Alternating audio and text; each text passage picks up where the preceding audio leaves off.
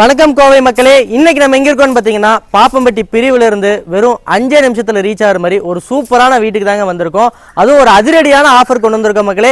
45 லட்சம் ரூபாய்க்கு கீழே வீடு தேடிட்டு இருக்கீங்கன்னா கண்டிப்பா எல்லாருமே இல்லைன்னு சொல்லியிருப்பாங்க. ஆனா நம்ம கிட்ட 42 லட்சம் ரூபாய்க்கு ஒரு சூப்பரான டூப்ளெக்ஸ் வீடு வந்திருக்கு. வாங்க உள்ள போய் பாத்துருவோம்.